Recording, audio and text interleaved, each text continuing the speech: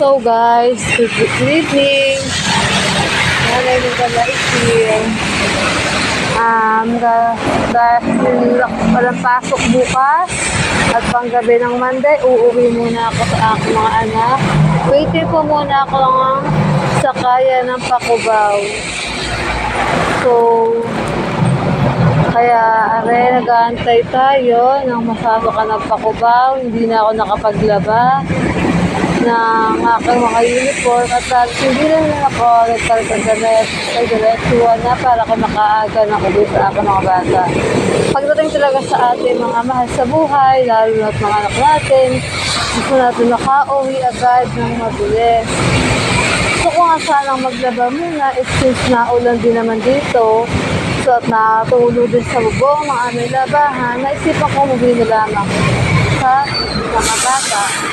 At habang ako'y nag-aantay ng biyaheng Pakubaw, sana nakasakay agad ako.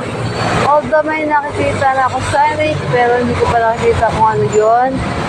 Pero more on alabang.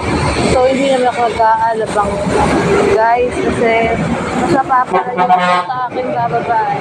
Waiting pa po ako ng ilang pesos. Sana makasakay agad din tayo agad guys.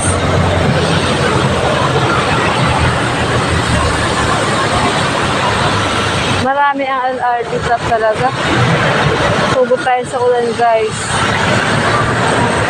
Pumunta tayo sa Kanlong.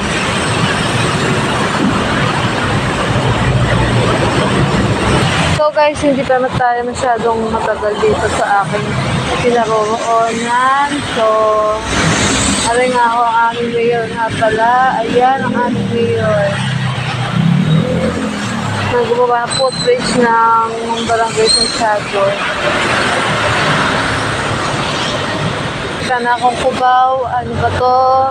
Jackliner, pwede na rin to. Ayan guys, nakikita nyo, nakikita ko. Cubao Cambillas po siya. Sugod na tayo. Sakay na tayo guys. Terminal po. Standing ovation. Ouch. Meron ba po dyan, kuyas? Kayo na po. Naked class. Diyan na lang mabigyan ko kayo po.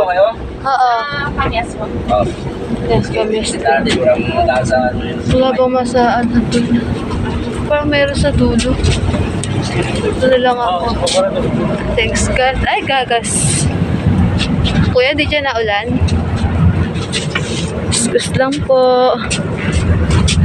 Kuya, pwede pasuyo lang po.